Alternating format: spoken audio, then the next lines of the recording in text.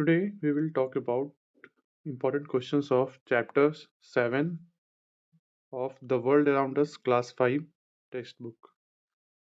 The chapter is titled Energy, How Things Work. This chapter mainly revolves around how do we need energy, what are the sources of energy, and uses of electricity.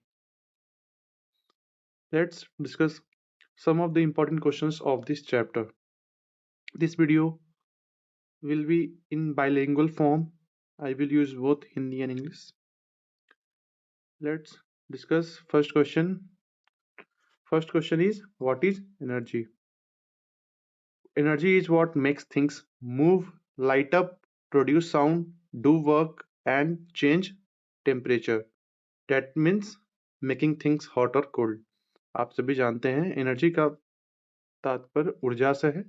ऊर्जा वह चीज है जिसके द्वारा हम चीजों को move करा सकते हैं, इधर से उधर ले जा सकते हैं, लाइट जला सकते हैं, बल्ब जला सकते हैं, लाइट अप कर सकते हैं, साउंड प्रोड्यूस करा सकते हैं, कोई काम कर सकते हैं, हम किसी भी चीज का टेम्परेचर बदल सकते हैं, या तो उसे हम कोल्ड कर सकते हैं या फिर हम उसे हॉट कर सकते हैं, उसका टेम्परेचर राइज कर सकते हैं, गर्म कर सकते हैं। Next second question is, give 4 things that need energy to happen.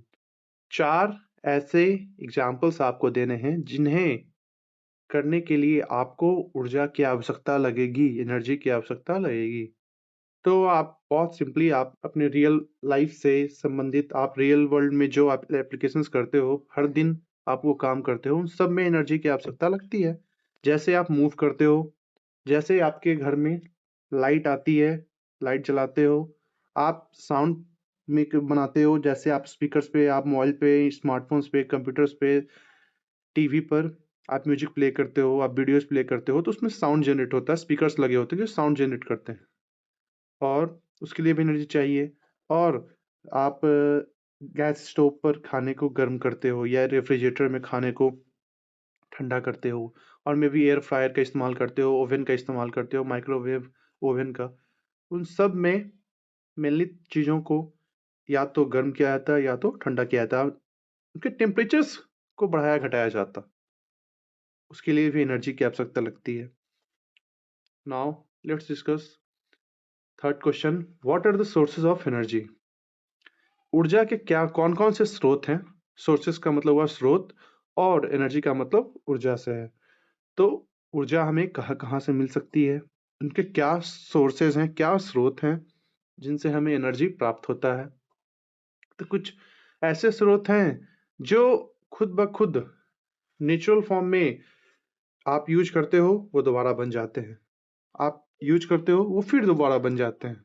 जबकि कुछ स्रोत ऐसे होते हैं जो एक बार खत्म हो गया तो वो दोबारा उन्हें बनने में लाखों करोड़ों साल लग जाएंगे, वो लिमिटेड मात्रा में मौजूद हैं। जैसे हमारे फॉसिल फ्यूल्स, कोल, नेचुरल गैस, पेट्रोलियम, ये सारी चीजें एक लिमिटेड अमाउंट में हमारे इन्वायरमेंट में मौजूद है, हमारी पृथ्वी पर मौजूद है। जो खत्म हो गई तो हमें बहुत वेट करना पड़ सकता है उन्हें दोबारा बनने में। जबकि कुछ सोर्सेज ऐसे हैं जो खुद ब खुद नेचुरली रिप्लेनिश्ड हो जाते हैं, खुद ब खुद बन जाते हैं। जैसे first of all we talk about solar energy. आपको पता है कि सोलर पैनल्स की मदद से, सोलर पैनल्स घर की छतों पर हम लगाते हैं, उनकी मदद से हम सोलर लाइट का इस्तेमाल करके उन्हें स्टोर करते हैं बैटरीज में और इलेक्ट्रिसिटी के रूप में इस्तेमाल करते हैं। और इवन हम सोलर कुकर्स का इस्तेमाल करते हैं खाना बनाने के लिए, जो मेनली सोलर हीट से, सोलर लाइट से ही उस कुकर के अंदर हीट जनरेट होती है जिससे खाना पक पाता है। अब next, wind energy. Moving air, wind mills की मदद से टरबाइंस घूमती है, बिजली जनरेट होता है, तेज हवाएं जहां चलती है वहां पर विंड मिल्स बनाए जाते हैं। ये हर जगह लागू नहीं किया जा सकता। विंड मिल्स स्पेशली उन जगहों पर बनाया जाता है जहां पर एडुकेट अमाउंट में विंड, तेज हवाएं चलती हैं, विंड चल बहती है रेगुलर वे में। क्योंकि ये विंड मिल्स बहुत ह्यूज होते हैं, साइज में बहुत बड़े होते हैं, इनके ब्लेड्स भी बहुत लंबे लंबे होते हैं, जिन्हें घुमाने के लिए तेज हवाओं का होना आवश्यक है। तो इन हवाओं की मदद से भी हम इलेक्ट्रिसिटी जनरेट कर सकते हैं, एनर्जी जनरेट कर सकते हैं। Next, hydro energy. Hydro energy, आप सबने जाना है कि हमारे देश में बहुत सारी नदियां हैं, बड़ी-बड़ी नदियां हैं, छोटी नदियां हैं, और उन पर बहुत सारे डैम्स बने हुए हैं। डैम्स का काम सिर्फ पानी को स्टोर करना नहीं, पानी के बहाव को कम करना नहीं, बल्कि उन पानी की मदद से एनर्जी को स्टोर करना, एनर्जी को बनाना। हम पानी के फ्लो को कंट्रोल करके एक सीमित डायरेक्शंस में फ्लो करवाकर टरबाइन्स घुमाते हैं और इलेक्ट्रिसिटी बनाते हैं। हम हाइड्रो एनर्जी जनरेट करते हैं, जिनसे हम अपने आसपास, ये डैम के आसपास के इलाकों में बिजली का उत्पादन होने के कारण हम बिजली को यूज कर सकते हैं। और इवन हमारे देश में बड़े-बड़े डैम्स हैं जो बहुत मात्रा में बिजली जनरेट कराती है। Next, biomass energy. Biomass energy में हम organic matters like wood, crop waste और एनिमल डंग, उनको एक बायोगैस चैम्बर में स्टोर करते हैं, उसे सड़ने देते हैं। समय के साथ, गर्माहट के साथ वह बायोगैस का रूप ले लेती है और वह भी एक एनर्जी का फॉर्म है, वो भी एनर्जी के रूप में काम आती है। नेक्स्ट, अब हम बात करते हैं नॉन रिन्यूएबल एनर्जी सोर्सेस के बारे में, जो मैंने आपको पहले भी बताया कि वो लिमिटेड मात्रा में, एक सीमित मात्रा में हमारे दुनिया में मौजूद है। हम अगर उसे खत्म कर देंगे तो हमें बहुत दिक्कत होगी। हमें सोच समझकर अपनी ज़रूरत के अनुसार ही इसका इस्तेमाल करना चाहिए। सबसे पहला एग्जांपल इसमें फॉसिल फ्यूल्स का है। अब कोल, ऑयल, नेचुरल गैस, इन सब का इस्तेमाल हम कहाँ करते हैं? इलेक्ट्रिसिटी बनाने में। कोल का इस्तेमाल हम मेनली इलेक्ट्रिसिटी बनाने में करते हैं, और पहले के ज़माने में लोग कोल पे खाना भी बनाते थे। लेकिन अब लोगों को मना किया जाता है क्योंकि उससे बहुत पॉइज़नस गैसेज़ निकलती हैं, जो हमारे हेल्थ को अफ़ेक्ट कर सकता है, इवन हमारे एनवायरनमेंट को भी पॉल्यूट कर सकता है। अब ट्रांसपोर्टेशन में भी, हीटिंग में भी फॉसिल फ्यूल्स का इस्तेमाल होता है। हमारी गाड़ियाँ, जितनी भी गाड़ियाँ हमारे यहाँ चलती हैं, या तो वह पेट्रोलियम पर चलती हैं, पेट्रोल, डीज़ल, सीएनजी, या फिर बैटरी की मदद से बिजली पे चलती है। तो इन सब के लिए फॉसिल फ्यूल्स बहुत आवश्यक है। लेकिन यह सीमित मात्रा में मौजूद है, आज न कल यह खत्म हो जाएँगे, इसलिए हमें ज़रूरत के हिसाब से और सोच समझ के इस्तेमाल करना चाहिए। अब न्यूक्लियर एनर्जी की बात हो रही है। ये भी लिमिटेड अमाउंट पे मौजूद है। क्यों? क्योंकि जब हम न्यूक्लियर एनर्जी बनाते हैं, है तो ये बहुत पावरफुल और बहुत क्लीन भी, लेकिन इसे बनाना बहुत कॉस्टली है। इसमें जो ये मेटल्स लगते हैं, यूरेनियम, वो हर जगह नहीं पाए जाते। उनको माइन करना बहुत डिफ़िकल्ट होता है। वो लिमिटेड मात्रा में दुनिया में मौजूद हैं, उन्हें माइन करना मुश्किल है। तो वो प्रोडक्ट नहीं होने के कारण सारे देश न्यूक्लियर एनर्जी नहीं बना सकते। जो बनाते हैं उनके पास वो प्रोडक्ट है, वो थिंग है, वो मेटल है, जिस कारण से वो बना पाते हैं। लेकिन वो सीमित मात्रा में है, आज न कल वो भी खत्म हो जाएगा। नेक्स्ट, एक और सोर्स है फूड। आपको पता है कि फूड एक रिच सोर्स है एनर्जी का। ये हमारे लिए, जानवरों के लिए तो बहुत इंपॉर्टेंट है।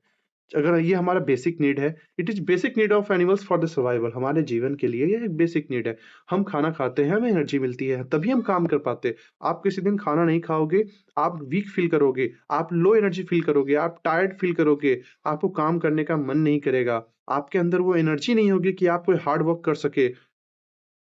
इसलिए हम रेगुलर वे में, एक शेड्यूल के तहत, एक टाइमली फूड इनटेक लेते हैं, हम खाते हैं, और हम खाते भी हैं तो न्यूट्रिशनल वैल्यू देख करके कि हमें कार्बोहाइड्रेट्स, प्रोटीन, सभी चीज़ चाहिए। आगे हम डायग्राम की मदद से कुछ चीज़ें और भी अच्छे से एक्सप्लेन करेंगे। अब यहाँ पर हाउ वी यूज़ देम, तो आपको पता है सनलाइट का इस्तेमाल हम किस एनर्जी के रूप में करते हैं। सिर्फ बिजली बनाने के लिए नहीं, सिर्फ खाना बनाने के लिए नहीं, हम कपड़े सुखाने के लिए भी करते हैं। हम क्रॉप्स को ग्रो कराने के लिए, पौधों को धूप चाहिए, तो वो भी एनर्जी है। वो क्रॉप्स के लिए भी वो एनर्जी है, क्रॉप्स को वो चाहिए, वो कंपल्सरी है। नेक्स्ट, विंड, फ्लाइंग काइट्स, पतंग उड़ाने के लिए, सेलिंग बोट्स, नाव चलाने के लिए, विंड मिल्स, आपको पता है, वाटर व्हील्स को घुमाने के लिए, जनरेटिंग इलेक्ट्रिसिटी, बिजली पैदा करने के लिए, फ्यूल का तो आपको पता ही है, powering vehicles, making electricity, cooking. और आपको हमेशा याद रहे, इसलिए आपको एक नोट के रूप में लिखा गया है कि renewable sources want run out. Renewable का मतलब ऐसी चीजें जो कभी खत्म नहीं होगी, वो अपने आप बन जाएंगी, आप यूज करोगे वो बन जाएंगी। और उसके बाद non renewable sources will eventually run out, आज न कल यह खत्म हो ही जाएंगे। अब आप डायग्राम की मदद से देख सकते हो, एग्जाम्पल्स आपको दिख रहा होगा सबसे साइड में। रिन्यूएबल एनर्जी के एग्जाम्पल्स हैं biomass energy, solar energy, hydro power energy, geothermal energy, wind energy. इधर नॉन रिन्यूएबल एनर्जी जिसमें फॉसिल फ्यूल एनर्जी, कोल, न्यूक्लियर, नेचुरल गैस, ये सारी लिमिटेड मात्रा में है। अब इनके बाद हम फूड पिरामिड देख सकते हैं, जिसमें आपको कार्बोहाइड्रेट्स भी दिख रहे हैं, विटामिन भी दिख रहे हैं, आपको यहाँ फ्रूट एंड वेजिटेबल्स दिख रहे हैं, ये मेनली विटामिन है। Vitamin A, B, C, D, B में B11, B12, B5, B2, सारे विटामिन आपको फ्रूट्स एंड वेजिटेबल्स में आपको मिल जाते हैं। और बॉडी बिल्डिंग के लिए आपको प्रोटीन्स चाहिए, आपके बॉडी में को मसल्स को ग्रोथ करने के लिए प्रोटीन्स चाहिए, तो प्रोटीन्स का भी लेवल दिया गया है। फिर हेल्दी फैट्स भी चाहिए, जैसे चीज, घी, ये बेसिक चीजें हमारे बॉडी को आवश्यकता पड़ती हैं। तो हम energy giving food, body building food, protective food, आप सब ने पढ़ा है क्लास 4 में। एनर्जी गिविंग फूड आपको इंस्टेंट एनर्जी प्रोवाइड करते हैं, आपको काम करने में सहूलियत होती है, आपके अंदर एनर्जी आती है, आप काम करते हो। बॉडी बिल्डिंग फूड्स ऐसे फूड आइटम्स जो आपकी बॉडी में ग्रोथ लाते हैं, आपके मसल्स को बढ़ाते हैं, आपके शरीर को बड़ा होने में मदद करते हैं। आप अभी बच्चे हो, आप बड़े होगे, आपकी बॉडी में बोन्स, आपकी हाइट बढ़ रही है, बोन्स बढ़ रहे हैं, मास बढ़ रहे हैं, मसल्स बढ़ रहे हैं, तो बॉडी बिल्डिंग फूड बहुत इंपॉर्टेंट है। साथ में ही प्रोटेक्टिव फूड्स, थर्ड आपने पढ़ा था क्लास 4 में, प्रोटेक्टिव फूड। प्रोटेक्टिव फूड में आपको पता है, प्रोटेक्टिव फूड में वैसे फूड आइटम्स जो आपको बीमारियों से बचाते हैं, आपकी इम्यूनिटी को स्ट्रॉन्ग करते हैं, जिसमें विटामिन मिलनी होते हैं। आपको पता है कि विटामिन ए की कमी से क्या बीमारियां हो सकती है, प्रोटीन की कमी से क्या बीमारियां हो सकती है, कार्बोहाइड्रेट्स की कमी से क्या बीमारियां हो सकती है। तो ये सारी चीजें आपने क्लास 4 में पढ़ी हैं। नेक्स्ट, इनके अलावा मिनरल्स भी होता है, आपको पता है, आप पानी में भी मिनरल्स मौजूद होते हैं। एक लिमिट अमाउंट में कैल्शियम, आपको एक एग्जांपल दे रहा हूँ, कैल्शियम की आवश्यकता आपको पड़ती है ताकि आपके दांत, आपकी हड्डियां मजबूत हो। तो हमारे यहाँ फूड के अलावा वाटर, मिनरल्स भी बहुत इसेंशियल है। अब next, what happens, next question, what happens when we release an inflated balloon, why. जैसे ही आपको ये क्वेश्चन पूछा जा रहा है कि ऐसा क्या होगा जब आप एक फूले हुए बैलून को छोड़ दोगे अचानक से, और वैसा हुआ तो क्यों हुआ। The answer will be the balloon moves forward because air रसेस out and pushes it, showing that moving air can cause movement, energy in action।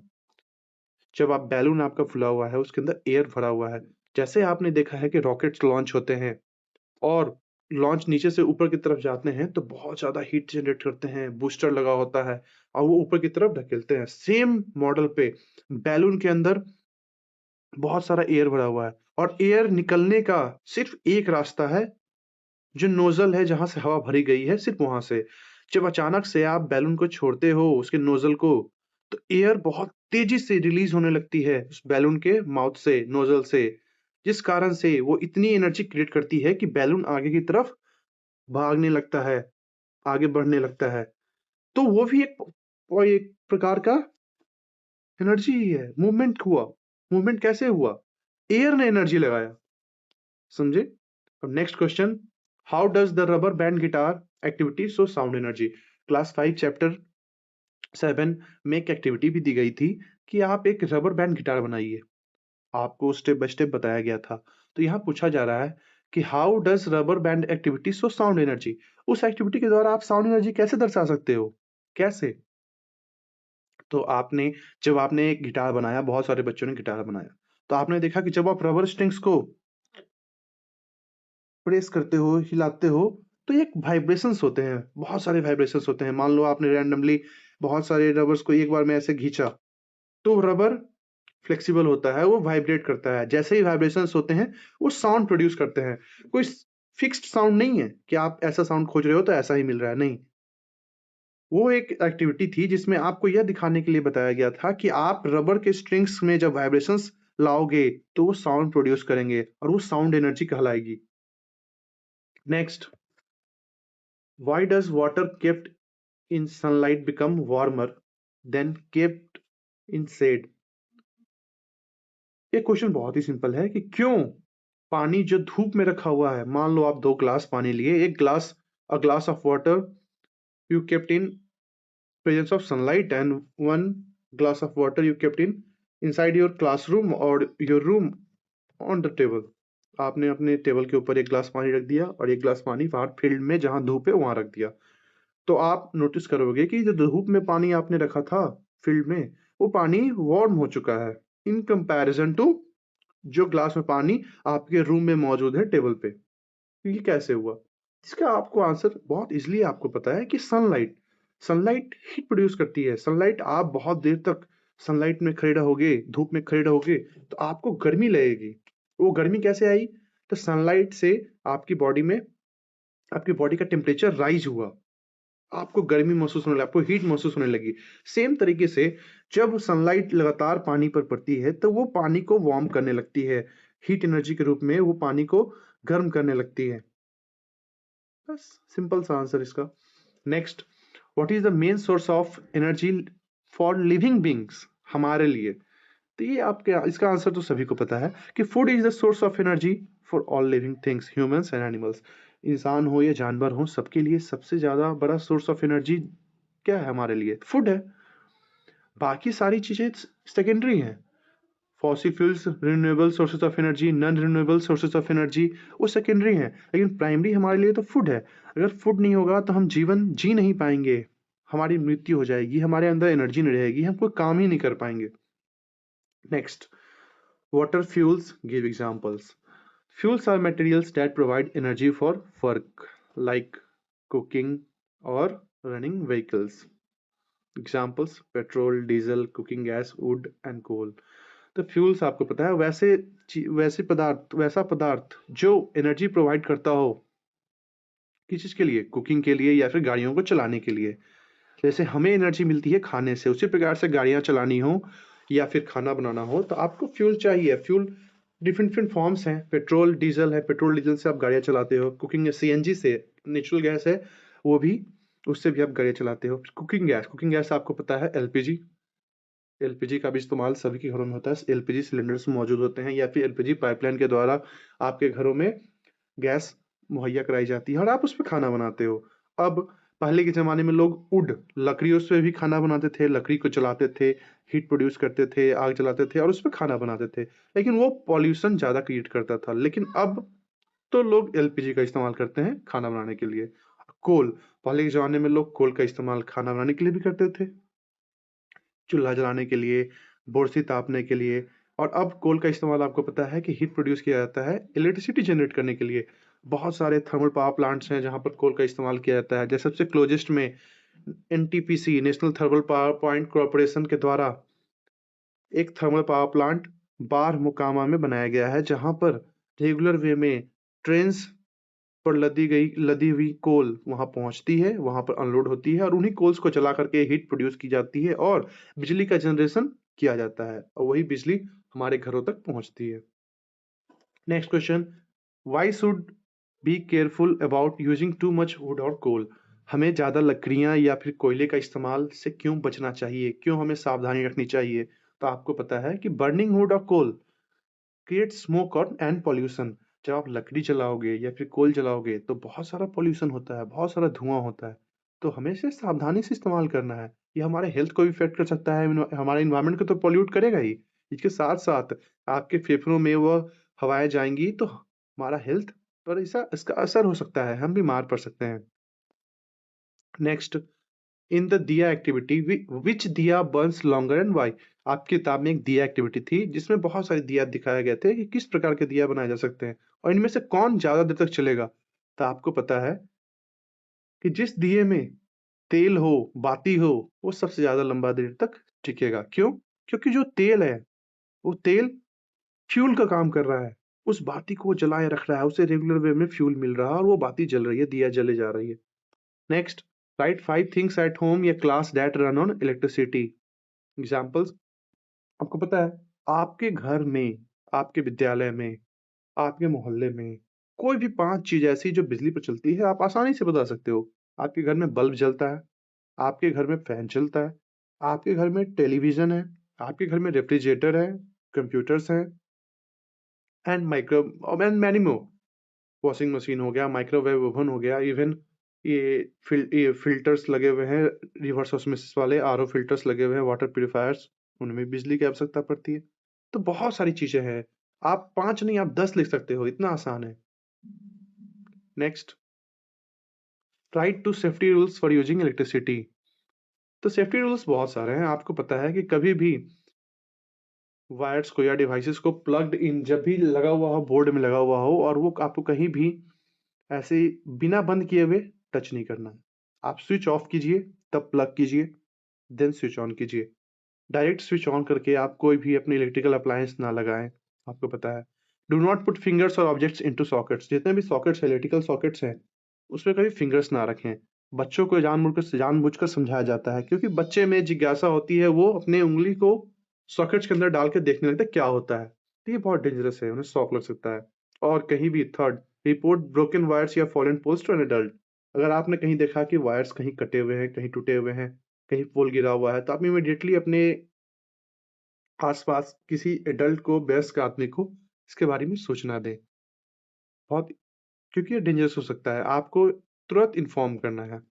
Next, what is energy efficiency? Give one example. Energy efficiency means using less energy to do the same work. जब आप किफायती रूप से किसी energy का इस्तेमाल करते हो, उसे ही एनर्जी इफिशियंसी कहते हैं। मान लो आपके पास दो वस्तुएं हैं, दोनों का आउटपुट सेम है।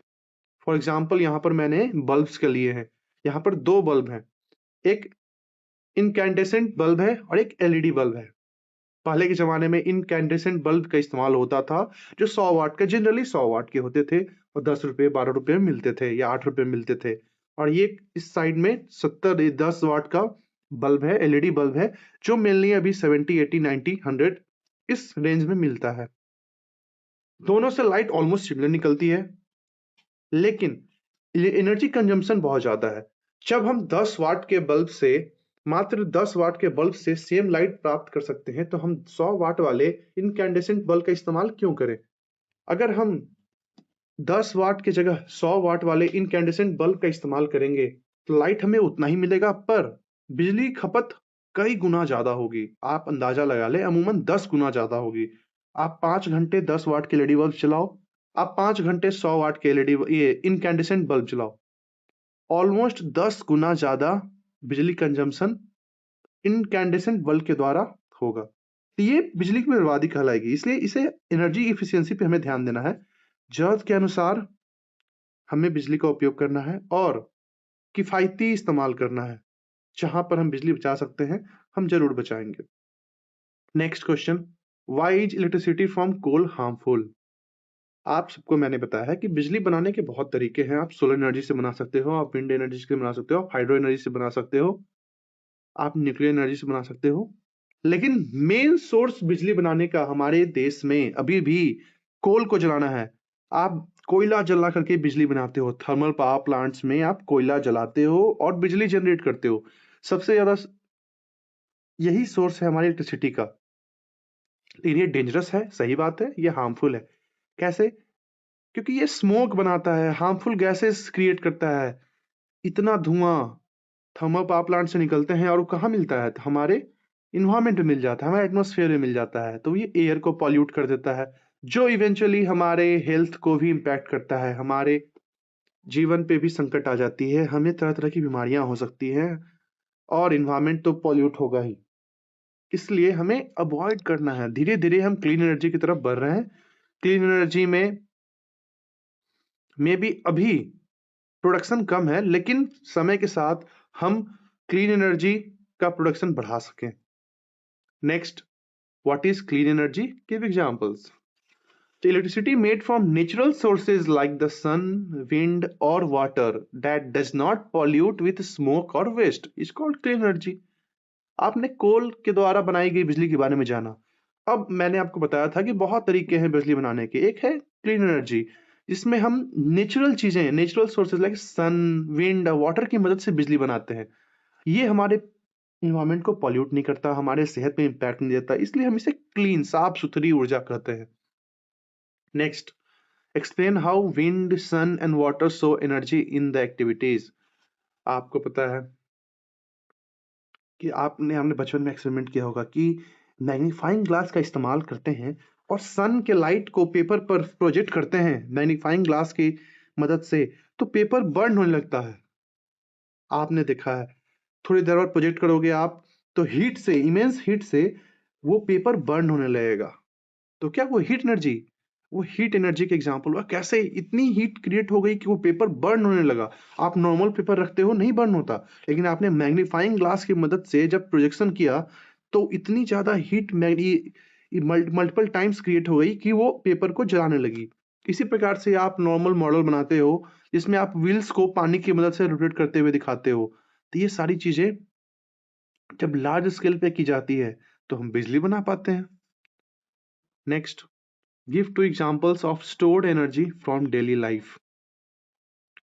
अब आप सोचिए, स्टोर्ड एनर्जी के एग्जांपल्स आपको देने हैं, आपके अपने आस पास देखें, अपने घर में देखें, अपने स्कूल में देखें, ऐसी चीजें जिसके अंदर एनर्जी हम स्टोर करके रखते हैं। एक तो आपका खुद खुद का शरीर, हमारी बॉडी के अंदर एनर्जी स्टोर्ड है फैट्स के रूप में। आप प्रतिदिन खाते हो, एनर्जी रिचार्ज हो जाती है। आप कंज्यूम करते हो, आप काम करते हो, एनर्जी कंज्यूम होती है। फिर आप खाते हो, फिर से रिचार्ज हो जाता है, बॉडी आपका एनर्जी से भरा हुआ हो जाता है, आपके अंदर थकान दूर हो जाती है, आप फिर काम करते हो, एनर्जी का यूज करते हो, कंज्यूम करते हो, देन फिर यू रिचार्ज योर बॉडी। तो हमारी बॉडी के अंदर एनर्जी स्टोर होती है। इसके साथ साथ आपने देखा होगा कि बहुत सारे इलेक्ट्रिकल अप्लायंस या फिर एक्स्ट्रा में बैटरीज रखी होती हैं। रिमोट काम करता है आपका बैटरी से, आपके इन्वर्टर्स काम करते हैं बैटरी से, आपके लैपटॉप्स के अंदर बैटरी होता है, आपके मोबाइल फोन स्मार्टफोन्स के अंदर बैटरी होता है। इन सारी चीजों के अंदर एनर्जी स्टोर्ड है। जब आप बिना चार्ज में लगाए हुए अपने फोन को इस्तेमाल करते हो, इसका मतलब आपके मोबाइल के अंदर, आपके स्मार्टफोन के अंदर एक बैटरी लगी हुई है जिसने एनर्जी स्टोर कर रखी है, जिसकी मदद से वह फोन अभी भी आप काम कर पा रहे हो। आप चार्ज में नहीं लगाए हो, आप उसको इलेक्ट्रिसिटी नहीं दे रहे हो, फिर भी आप इस्तेमाल कर पा रहे हो। आप रेडियो बजाते हो, उसके अंदर बैटरी लगी हुई है। आप टॉर्च लाइट जलाते हो तो उसके अंदर बैटरी लगी हुई है, बैटरी के अंदर एनर्जी स्टोर्ड है। जैसे ही बैटरी डिस्चार्ज होगी तो वो वर्क नहीं करेगा, फिर आप उसे रिचार्ज करते हो। आपका मोबाइल स्मार्टफोन डिस्चार्ज हो जाता है तो आप चार्ज करते हो, आप दोबारा बैटरी को आपने चार्ज अप कर दिया तो आप इस्तेमाल कर पाते हो। अब next, what are the sources of electricity. आपने सोर्सेज ऑफ एनर्जी तो पढ़े ही थे, आपने सोर्सेज ऑफ एनर्जी पढ़ा, उसमें भी आपने रिन्यूएबल, नॉन रिन्यूएबल सोर्सेज के बारे में पढ़ा, फूड के बारे में पढ़ा। वैसे ही एक लास्ट क्वेश्चन है कि सोर्सेज ऑफ इलेक्ट्रिसिटी क्या है, इलेक्ट्रिसिटी कैसे कैसे बना सकते हो। ऐसे आप जानते हो, हमने पहले ही बात कर लिया है, तो आपके पास बहुत सारे एग्जांपल्स हैं, जैसे फॉसिल फ्यूल्स की मदद से, कोल, ऑयल, नेचुरल गैस, इनकी मदद से आप बना सकते हो। न्यूक्लियर फ्यूजन की मदद से, न्यूक्लियर एनर्जी के द्वारा आप बिजली बना सकते हो, आपको पता है, आपको मैंने बताया है। आप इसके बारे में डिटेल्ड में फर्दर क्लासेस में पढ़ोगे। और थर्ड आपने पढ़ा था रिन्यूएबल एनर्जी सोर्सेज, जिसमें सोलर की मदद से, विंड की मदद से, हाइड्रो पावर की मदद से, जियोथर्मल की मदद से, जो हमारी पृथ्वी के अंदर कोर में जो गर्मी मौजूद है, उस गर्मी की भाप से भी हम बिजली बना सकते हैं। बायोमास के बारे में हमने बताया कि बायोमास से भी हम बिजली का निर्माण कर सकते हैं, या मतलब ऐसे सोर्सेस का निर्माण कर सकते हैं जिससे हीट बना सकते हैं हम हीट बना सकते हैं, भाप बना सकते हैं। फिर टाइडल वेव्स, ओशियन करंट्स की मदद से भी हम बिजली बनाते हैं, बहुत सारी जगह बनाते हैं, क्योंकि बहुत सारी जगह ऐसी है जहाँ वेव्स बहुत आती हैं। तो ऐसे ऐसे टेक्नोलॉजी बनाई गई है ताकि हम उन वेव्स का, जो फास्ट मूव्स है, टाइड्स हैं, इनका इस्तेमाल करके हमारे यूज के लिए, बेटर यूज के लिए इस्तेमाल कर सकते हैं बिजली बनाने में, हीट जनरेट करने में। आप डायग्राम देखिए, कुछ सोर्सेज ऑफ एनर्जी यहाँ पर आपको दिखेंगे, solar energy, hydro energy, wind energy, tidal energy, geothermal energy, biomass. ठीक है, now we will talk about worksheet of this chapter later on.